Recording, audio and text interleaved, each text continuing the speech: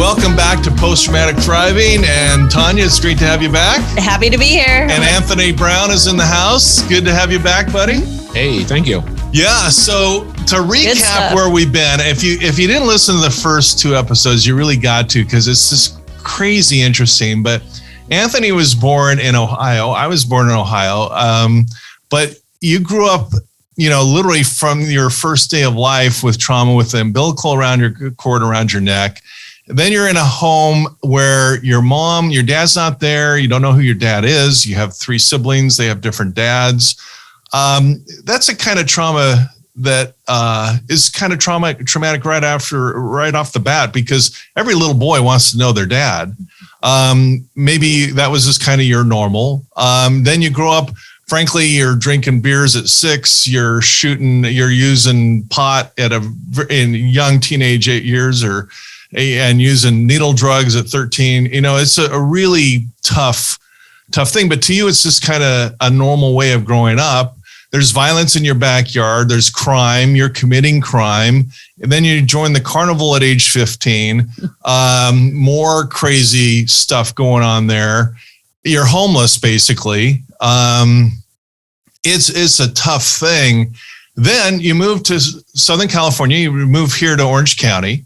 And this is the real OC we're talking about. None of this BS TV show stuff. No, this is real you're OC. in Costa Mesa. You're one of 4 Black people in the city of Costa Mesa, and it's a predominantly white community. People treat you well. It's not really a color thing, but it's you're dealing drugs out of fast food restaurants on Harbor Boulevard, right down the street from Disneyland, and more of this so-called normal. Then one day you're arrested by the same cop who's arrested you before. You have kind of a relationship with him, and he says something to you that kind of wakes you up. He says, "Why don't you do something with your life?" And it kind of occurs to you for the first time that, something's off. Then a lady invites you into a drug rehab in Newport Beach. You wake up to this very, no pun intended, sobering reality where people talk real. You're not gonna snow the snowman. Right. You're not gonna con the con artist. You're in there with other people that have done that stuff, been dishonest, and landed in the life of addiction and alcoholism. And you go for a year and a half sober. You got a boring elevator music job, and you go to a meth house. You're kind of dabbling with your old friends. The spoon of, what was the drug again? Meth. Okay. Whoa. Yeah. And you take the hit of meth, and boom, you're down again. And in the last episode, we talked about you stabilized with 20 years of sobriety. Now, I know that in those 23 years, you've done some crazy, interesting things. And to put the music metaphor on it, what would the music be from your childhood? What kind of music was that? It would probably be some Otis Redding or something, sitting on the dock of the bay. That kind of like really slow. Okay. Like it's all sad. You're all misty. Sad. Yeah. Otis Redding. And then you go to sobriety, which is elevator music. Yeah. Okay. And then you go into the meth house. That's Metallica, a lot of fun. And now you've had 23 years of sobriety, which you call Pink Floyd. Right. I love this. Which is awesome. That's a great way to kind of put identities to each of these phases of your life. Yes. Yeah, each chapter. So tell us more about Pink Floyd. Tell us about this 23 years of sobriety, and let's just start with what those first days right after you come out of sobriety, what they look like. Okay, so I get arrested again. Okay, and I'm in jail, and by then the recovery seed has been planted, and that's when my interpretation of God started to switch. Instead of asking for favors, it was like, well, thank you for saving me, blah blah blah. And so that went on. I got released. The lady from the treatment center came, picked me up, put me in another place. She helped me out. She scholarshiped me. And I had probably 2 years of sobriety at that point. And I went to a park, and this is where I had my total God thing. I went to the park, and I was sober 2 years, and I said, because I wanted to figure out what is this God thing? What's it all about? You know? And I'm a firm believer that if you want information, go to the source. And so I sat at the park and I said, you know what, God, I know cars run on gas and I know this concrete bench is solid. I know that for a fact. Prove to me you exist. Yeah. And that's when I had my spiritual awakening.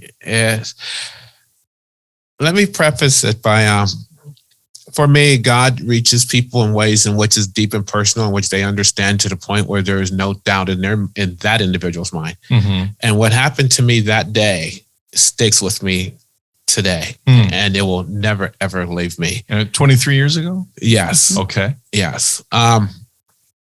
One, after I said that, I was laying on the bench, I looked up and the trees were vivid. They were pastel. They were huge. And I looked below me and all these little animals came out the woods and they were surrounding my bench. And I felt this sense of ease and comfort within me. And I was given instructions and it's pretty tripped out. And the 3 things I was told is 1, don't hate. 2, don't intentionally harm nobody. And 3, always finish what you start. And I live by that even to this day. Wow. Yeah. Oh, that's so That's a powerful. nice rule book. It's deep. Yeah. I mean, I started out with an 8th grade education. Okay. I started out unemployed and I started finishing when I started. I started going to school, in which I never could complete because I was under the influence of drugs. And I actually started completing courses. I started going to school to become a psych tech. I took all those courses. I passed. I'm a person, because of my history, I have a bunch of felonies, and I just did the work. And a lot of people would tell me, it's like, you're not going to be able to get licensed. And my thing is, well, God said for me to do this. And lo and behold, I got a license. Wow. And your license is in? This time I got my license in psychiatric technology. I'm a licensed psychiatric technician. Okay. And so I'm still going to school. And then I got my associate in arts degree. Okay. Then I continued to go to school. And then I became a registered nurse. Okay. And going to nursing school, they're really strict on background checks because everything I'm doing, I have to get fingerprinted. Right. And they pull up my rap sheet. And I remember that, some would say, and they'll never give it to you. I'm like, you know what? This is what God wants me to do, because everything I do right now, and I don't use God's name loosely. This is my reality and how I think and feel and believe and act. Yeah. And so, I'm going to nursing school, and I remember in school, initially they said, well, you have to contact the nursing board, to see if you're able to do this. And I would contact the nursing board and they would send me to enforcement because of my felonies. And enforcement would say, well, we can't tell you if we're going to give you a license until you finish school. And so I'm like, whoa, okay. And it's like, okay, so I pray about it. And God just says, finish what you start. And I finished school. And when I got done, the nursing board said, okay, well, we'll give you a nursing license, but we will restrict it and put you on probation.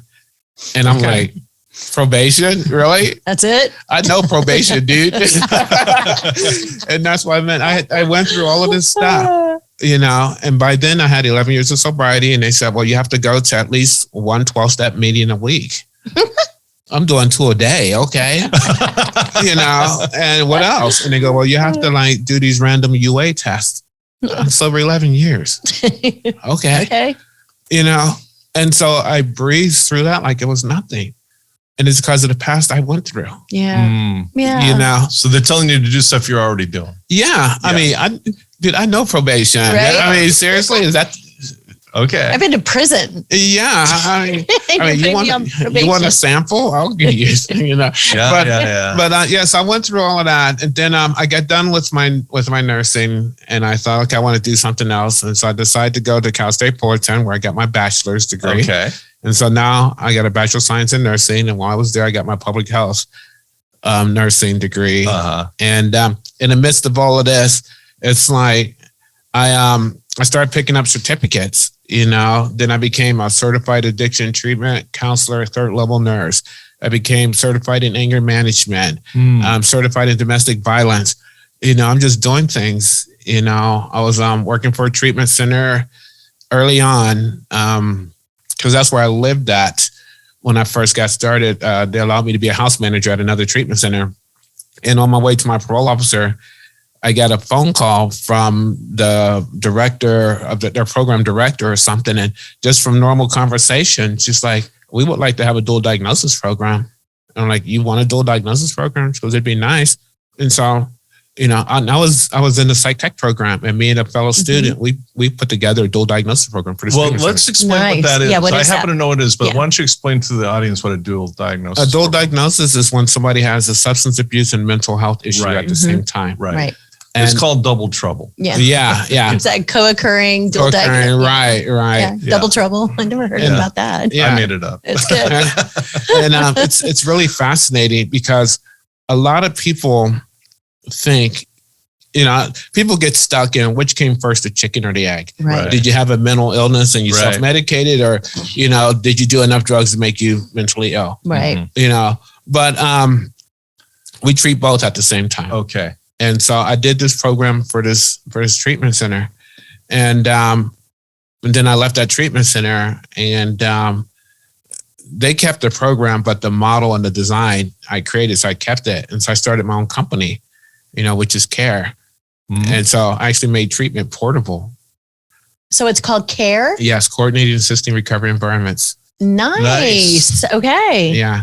Okay, well, let's break it apart a little bit, because there's such a flood of achievement here. I mean, you went from an 8th grade education to getting a college degree. That's very cool. And you know what's cool? I grew up in Fullerton, so Cal State Fullerton is right across the street from my high school. Troy High is right across the street, and so we got that in common. But that's an accomplishment right there. I mean, how many folks coming out of the mass incarceration system, earn college degrees? Well, a lot do actually, and you did. And then you go for a nursing degree, which let's be honest, the nurses do really the heavy lifting with a lot of our medical situations. The doctors pop in, but they're spread thin.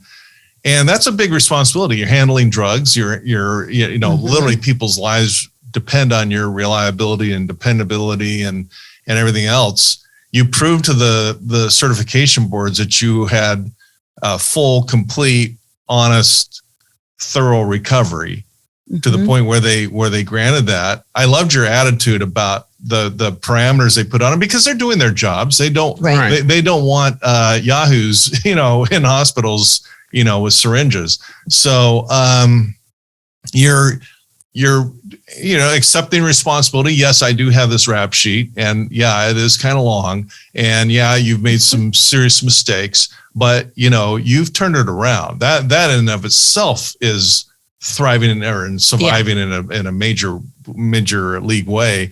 But you're accepting the responsibilities from this. You're working through it. But it just keeps going from there. Now you start a company up. Tell us more about CARE and what you do there. What we do is we go out, we contract with different facilities, whether it's substance use or mental illness, and we do groups for them. We educate some of their staff members. We'll even go in and do a complete treatment restructure. Whatever that has to do with people that have substance use, mental illness. Now we're leaning more into the homeless thing, but that's a different avenue. But that's what we do. Well, awesome. But I know you're involved in homelessness too. You were homeless. Talk about what you're up to there. Okay. Well, the homeless thing came later in life. Okay. But after I got done with CARE and my education, got my bachelor's degree, I share my story. I've written this story or some explanation of it throughout my whole life. I mean, I filed for my own certificate of rehabilitation, going through that process. And so telling my story is not really hard for me because it allows me to face everything continuously. And I feel that the more light you shine into the darkness, the less scary the skeletons are in that closet. And so I do it all the time. And I've shared it so much in like meetings that somebody said one day, well, dude, that sounds cool. Why don't you write a book about it? Mm-hmm. You know? And so I wrote my book. That was my first book. And what's the name of it? From Park Bench to Park Avenue. Love it. Yeah. Yeah. Yeah. So where'd you get the title? Tell us about the title first. Because I always hear people always say, oh, I go from Park Avenue to Park Bench. It's like, no, I went the other way, dude. It's like I went from Park Bench to Park Avenue. Okay. Which is true. I mean, I literally lived on the bench, and the life that I lead now is totally like Park Avenue-ish. Yeah. Well, you're not just, you're here in Orange County. I've heard your name for a while. It's such again, an honor to meet you in person.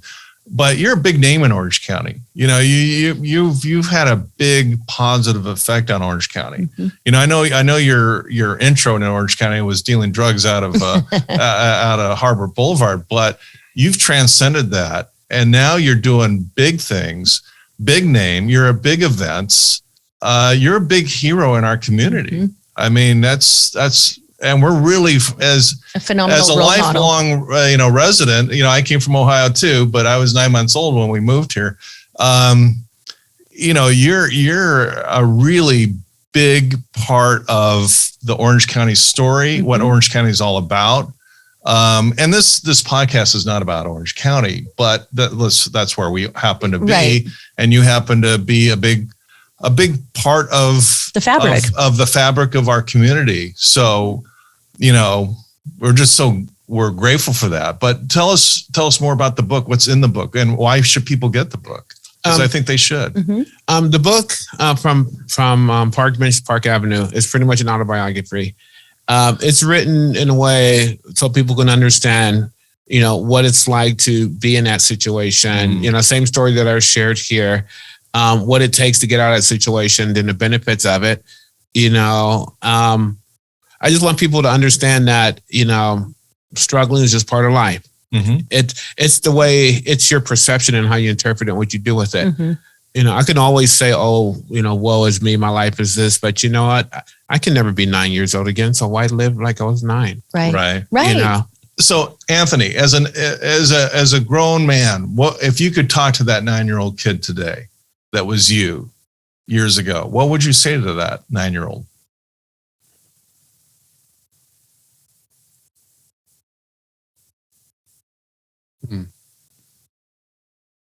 It's going to be all right. Mm-hmm. Yeah. It's going to be okay. Yeah, that's all you can say to me at 9. Okay. That it's going to be okay, because I didn't understand anything else. Okay. Yeah. Fair enough. Yeah. And that's beautiful. That's wonderful. Mm-hmm. And what would you say to that kid sitting in jail or in prison on a drug charge? What would you say to that individual? Probably the same thing, because if you're sitting in prison for a drug charge, your disease has already gotten to the point where, it's starting to cause you some negative consequences. And you have to get to the point, my belief, until you actually leave an opening to hear something. Mm-hmm. Because I've been in and out of prisons, and it didn't matter until at one point where I was just sick and tired of being tired and sick. Mm-hmm.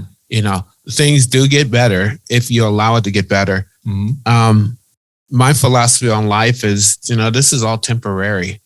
Human beings are born with an expiration date. Yeah. Okay. Yeah. Wow. I had never heard it put that way. That's true. Okay. We all have an expiration date. Yeah. Mm-hmm. Yeah. And it's what you do between birth and that expiration date is what matters. Gotcha. You can either choose to suffer or keep reliving it, or you can experience everything as just another little niche in life and keep moving forward. Mm-hmm. Okay. Beautiful outlook. Yeah. And on your spiritual journey, I asked you about what, God looked like as a kid. It was just like my mom dragged me to church once in a while. And then you were talking to God along this whole path, God, please help me hide these drugs from the cops, or whatever these prayers look like. I don't know. You tell me. But then you had a real spiritual awakening. What would you say to that person who's really struggling about why on earth would God, if there is a God, why would God do this to me, or to do this to my loved one? What would you say to that person? Just ask God. just honestly and sincerely and wholeheartedly, with no reservations, ask. It's written everywhere. You know, what is it? Knock and you shall enter, seek and you shall find. Yeah, right. You know, just ask. I did. Yeah. And it's sometimes I can't find the right word to describe. It's indescribably delicious.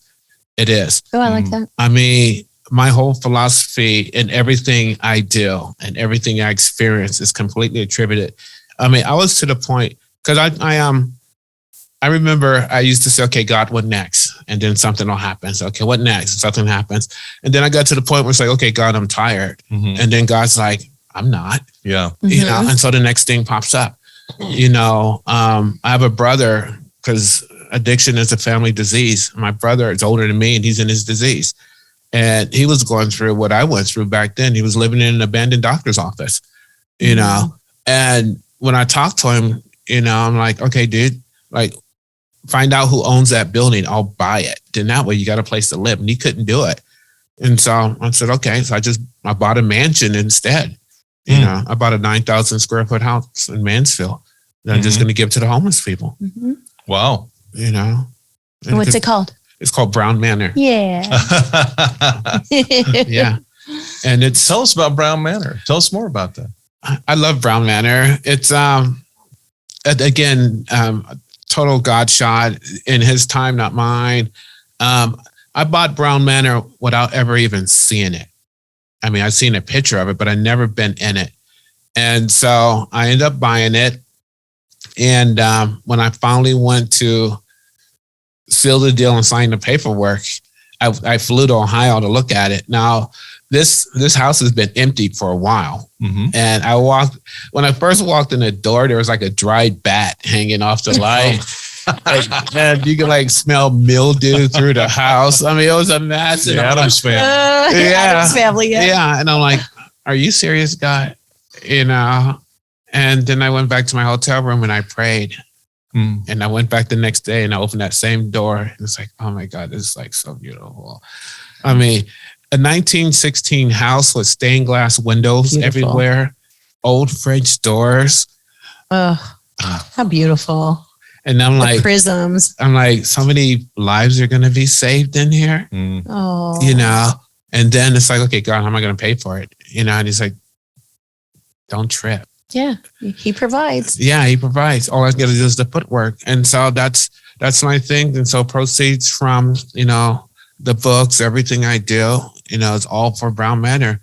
And they say you have to give it away to keep it.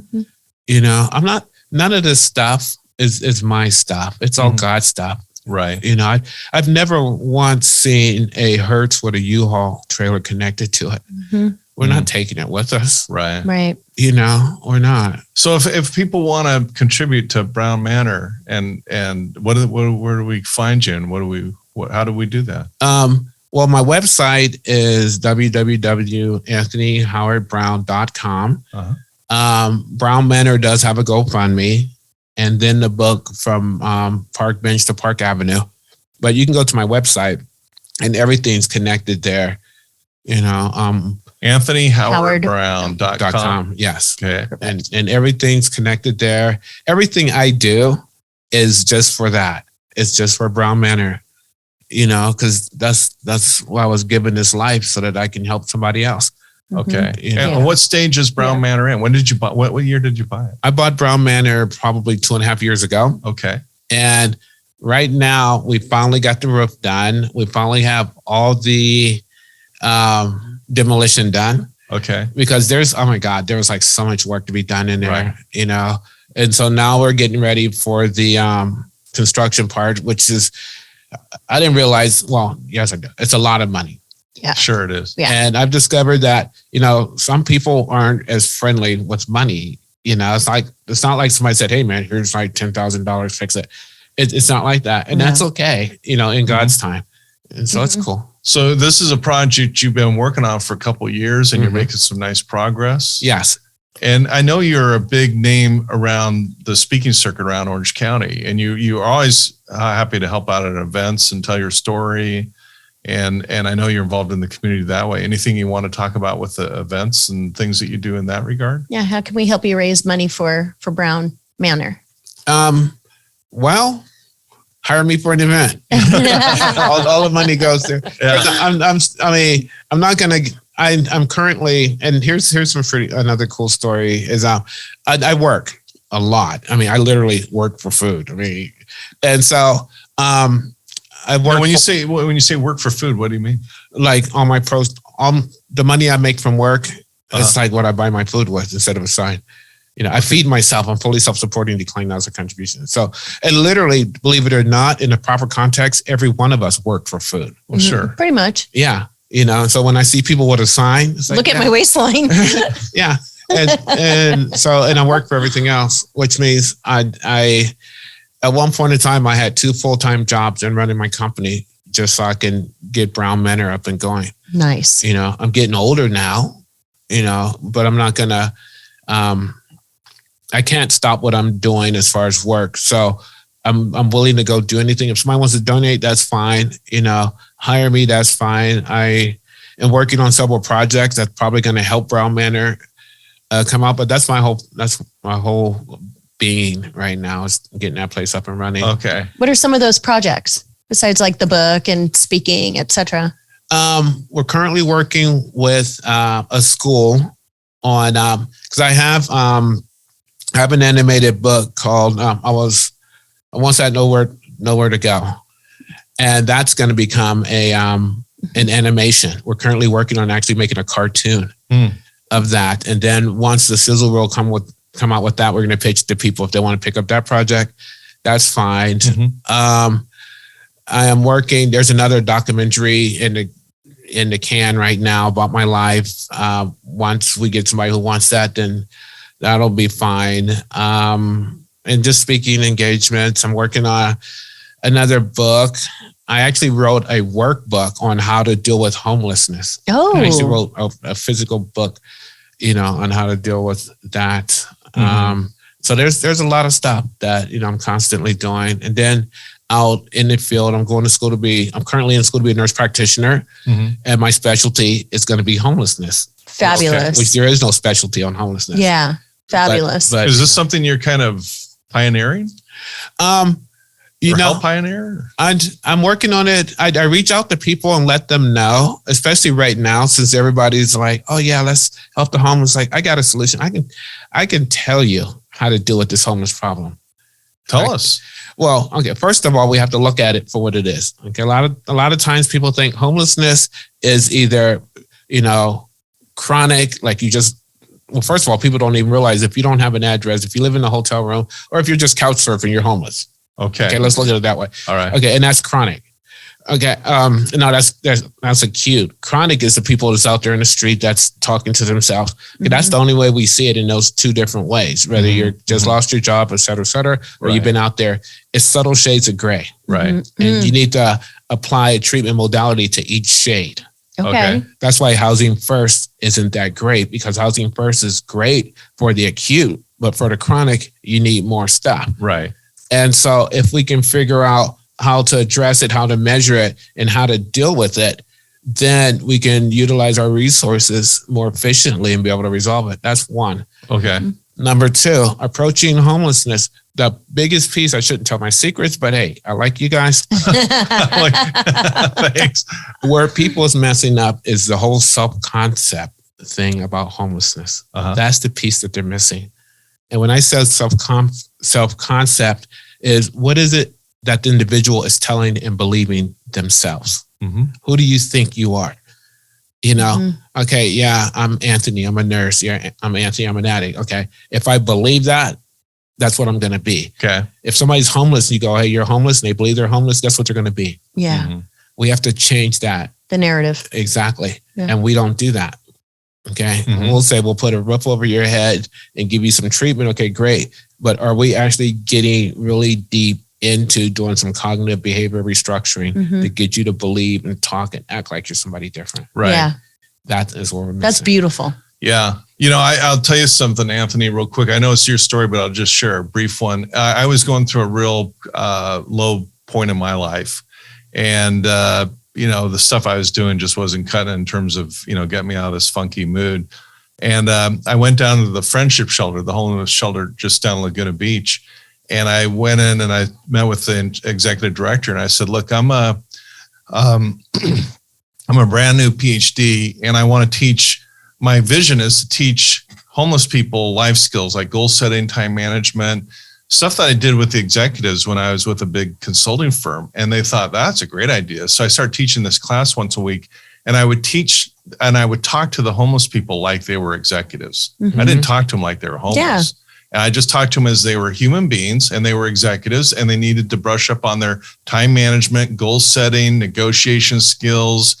And it was phenomenally successful. Mm-hmm. And what I learned in that experience was that I think I did a little bit of good there, but whatever good I did, I got way more out of it. For me. Yeah. So the point is that homelessness is a big problem. It's getting bigger. When you go down to downtown LA, it's like, oh my gosh, tent city galore. And, the society now runs on such a sophisticated level that if you're, just below that, you can be out on the street in a New York second. Mm-hmm. We got to face this problem. These are human beings and there are solutions. And you have this unique position, having been homeless and now thriving in Orange County, being not just thriving, you're an example for our community to approach these problems. But I think we got to realize that the way we talk to homeless, it's one thing to hand them a buck, but it's another thing to sit down and have a conversation with them. Yeah. And treat them like they're human because they are. Because they are human. They are human. Yeah. Of course. Yeah. Yeah. And we forget that sometimes. Yeah. Mm-hmm. I was working downtown Laguna Beach. I mean, Laguna Beach is like kind of the mecca of homelessness. I mean, this is going back in 2006, I think. And two of my dearest friends were homeless and they always had my back because I would close the shop at, late at night and they would, come in with their coffee. I always felt safe with them. I was always looking out for them. They were always looking out for me. And I still see them to this day when I'm in Laguna. And it's like, they're people. And, you mentioned earlier that you have a certification in domestic violence, right? As do I, the 40-hour training, right? And majority of the women and the children who are fleeing domestic violence homes are homeless. Mm-hmm. So, again, do not judge a book by its cover. Don't judge people because you don't know what they're fleeing from. You don't know the backstory. We didn't know your story. And my God, you had a really good reason to be homeless, as, my friends in Laguna and majority of the women and the children out on the street today. Well, there's a reason. Yeah. Not just a reason. I mean, it's a small miracle that you're alive. Mm-hmm. I mean, considering the life you were born into and all the things going on, the fact that literally, I'm sure a lot of people that went through that environment are no longer with us. Yeah. You are. Yeah.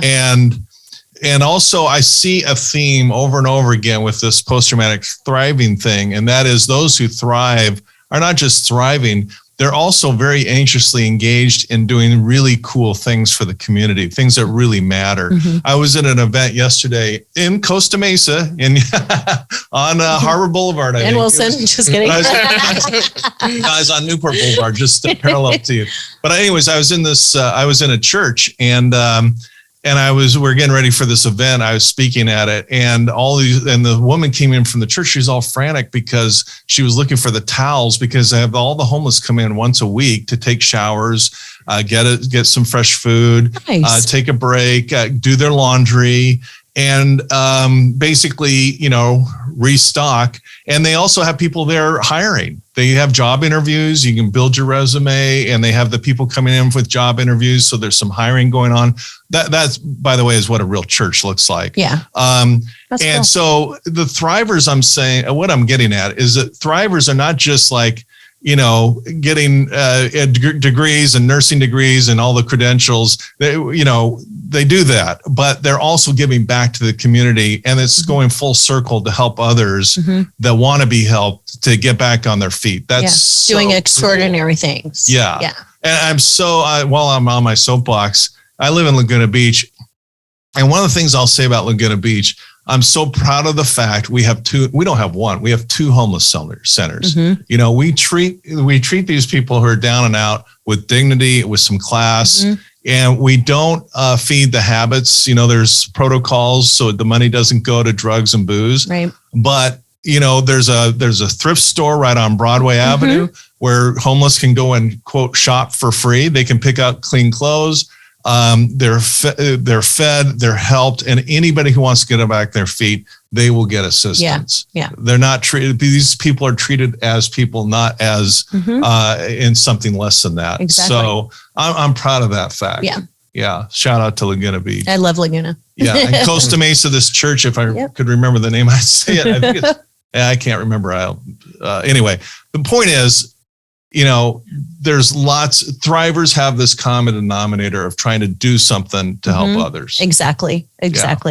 Yeah. I mean, there's so many organizations out there, Mercy House is another one, here in Aliso Viejo. So God's not done with you yet, Anthony. I know, but I'm tired, but I'm still ready to go. But you got to still keep showing up. God still has bigger plans for you, and you're doing extraordinary things. And you're a huge example for so many people who are, living life in destitute and, who need to hear stories of hope. Like, my God, I am that, or two, if I don't catch myself, I can be that. Right. So yeah, your story is quite remarkable. Yeah. Time for me to get back to school.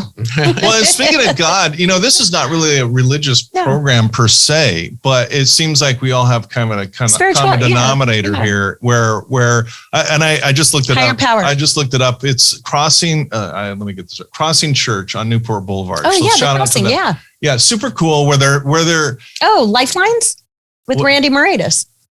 I don't know about that. Yeah. Okay. Lifelines, Randy Moratis. Okay. Well, that's cool. That's a great Friday night evening. That's a great, this was on Saturday. Yeah. Well, I was just so impressed with their efforts to help the homeless. Yeah. They're doing great stuff. Yeah. And with the VA. Yeah. Good stuff. Yeah. And it seems that I'm also seeing a constant thing with those who are thriving. They embrace spirituality at some level. I always try to be very sensitive because it is a ticklish subject. It can get some people pretty, wound up. So let people have their space and however they define that. That's how I look at it. But I do see a common denominator where God or a higher power or the universe, I don't care what semantics people use, but that's always that spiritual quest.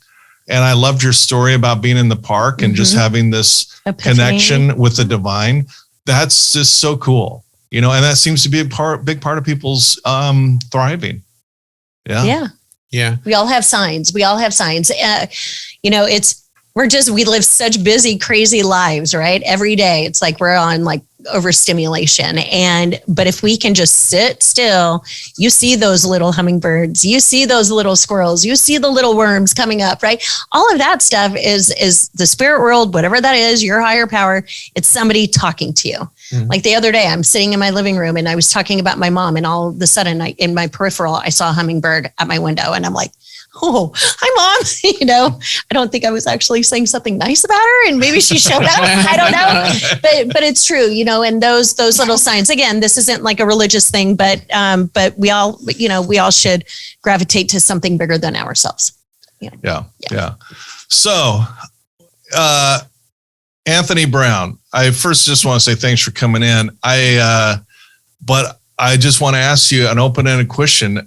I hope you walk away feeling like we got your full story. And if you don't, this is a time to just share whatever you want to share because you got a lot of wisdom. And so we're just going to give you the microphone and let you riff with whatever else you want to impart. Well, thank you. This has been fun. I always want to give voice to those that are less fortunate. I really do. I think the reason why my journey is what it was, so that I could be here today to give voice to those who haven't found theirs yet. And so that's what I'm big on. We're all human beings, and like I said, we all have an expiration date. There's so much conflict and internal grief and strife going on. And it's like, why? We're not going to be here forever. So why not enjoy our moments? Let's work through whatever it is that you're going through so that you can find ease and comfort as we navigate this thing called life. Life isn't really hard. Mm-hmm. It isn't, it's just sometimes we find ourselves in fear of what we don't know. Yeah. But I've learned to accept everything is exactly what it's supposed to be, and everything. It's fun, it's fun. And so I'm here because I'm supposed to be. I had to learn that one. There's another story I was thinking about. I don't know if I can share it, but I will. Yeah, sure. We want you to. I was a director of nursing at a psychiatric hospital during COVID. Mm-hmm. Okay, and working in a hospital during COVID was challenging. Yeah. Okay, working in a psychiatric hospital during COVID was interesting, and I remember we had a client that was her respiratory system was crashing. And I ran in and I started, doing oxygen and everything that I do. And my assistant came up beside me and she goes, "You don't have any PPE on. Aren't you worried?" And I'm thinking, I need to save this person's life. Forget about everything else. And then afterwards, I told her, I go, it's really funny. I go, I ate out of trash cans and I put all kinds of drugs in my body and I was homeless. It's like, you think COVID wants to mess with my immune system? And that was her response. And that got us through this crisis, is that attitude. Yeah. We take what happened and we're able to find some use for it, but sometimes we don't know when we're going through it. Yeah. I didn't know that I had to go through everything I went through to be able to do what I'm doing now. Yeah. Mm-hmm. And so whatever is going on, there's a reason for it. We might not understand it. Mm-hmm. But there is a reason for it. I believe, we're connected to a higher source or universe or whatever it is, because this is just, temporary. Yeah. Yeah. Yeah. And so let's just smile and just keep on. Attitude is everything. I love your attitude. That's honestly the first thing I noticed about you, Anthony. First of all, the number one thing I noticed was your gigantic The smile. smile. It was like, wow, that's trademark. You gotta try and bottle that and sell that. You make a fortune. Yep. No, you're just a bright smile. But more importantly, you have a calmness. You have kind of just a calmness and a serenity, I guess. Mm-hmm. That's very noticeable. I can't imagine you as a carny, getting into fights, but. Maybe there was a different time where that was a thing, but whatever you've been doing for the 23 years of sobriety and listening to Pink Floyd is really just beautiful. You just kind of radiate. I mean, I don't want to get carried away here, but you just kind of radiate a calm kind of sense of it's confidence is the word I'm looking for. Just a calm, quiet confidence where clearly whatever you're doing, whatever you're putting in your cornflakes, it's working, It's that park experience. I'm telling you, man. Yeah. I'm telling you, it's. Yeah. So we need to give gratitude for all of our hardships. Yeah. Yeah. I mean, until you had to help somebody with breathing, you never know how wonderful breathing is. Mm. There's a saying at Charlie Street, grateful people are happy people. Mm-hmm. And those that aren't. I'm grateful that I wake up in the morning. I'm grateful. I was grateful the other day because I had my trash can in my house was overflowing. And I was grateful for that because I have money to buy fast food to make that mess. Yeah. Right? Yeah. It's true. Be grateful to have those dirty dishes in your dishwasher because you were able to have food on those plates, right? Exactly. Yeah. And you have water in your dishwasher. And you have a dishwasher. Yeah. And there's lights that you can see your dishwasher. Right. Yeah. Well, and I got to tell you something. In our business here, we got a lot of clients, and a lot of them are very, very, very wealthy. Some of them are billionaires. Some of them are billionaires, and they're very, very kind. They're very, very great. They're very, very generous, and they do really wonderful things. I'm not trying to cast a bad light on people who have done really, really well, but some of them don't have gratitude. They're phenomenally wealthy, and I see pretty much the whole enchilada because of the work that we do with engaged in that. But there's not a sense of gratitude. It's more, I want more. I want to buy another of this. I want to buy, they already got a big warehouse full of custom cars and they want more cars, and they already own an island. They want to own another island. They already, how many suits can you put on? I mean, it's just ridiculous. How many watches, and all that kind of stuff. And so a lot of society is so tied up in this materialism. Let's face it, we're all chasing happiness. but they go down this wrong route that there is no satisfaction. What I noticed with you, Anthony, is that there seems to be a quiet, calm satisfaction with the path that you're on. And that's the way I see it. And you really kind of cut through, the gratitude that, hey, my trash can's overflowing. There's this a sense of confidence and gratitude, which is always a common denominator with those who are really genuinely thriving after a really horrific, experience. So I think your words are really powerful in terms of very wise gratitude. Yeah. All right. This has been a pleasure. Well, it was fun. Yes, thank you. I'm it's glad been I a got pleasure. to meet everybody. Yeah. And again, you can find Anthony on www.anthonybrown.com. We got 2 Browns in that. I know, right? Yeah. I'm not a Brown, but at least all our last names start with B. There you go. I kind of feel part of the club. We're the BBB. Bees. Yeah. It's bees, Jody. It's the bees. All right, everybody. Anthony Brown on Post-Traumatic Thriving, where we learn to dive, survive, or thrive. The choice is yours. See you next time. Thanks for supporting our podcast.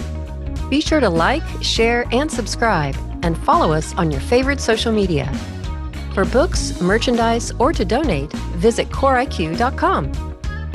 Post-Traumatic Thriving is produced by CoreIQ, a nonprofit with a mission to teach the life skills we all need but are not taught in school. CoreIQ and the Post-Traumatic Thriving podcast are for informational purposes only and do not provide medical or mental health advice.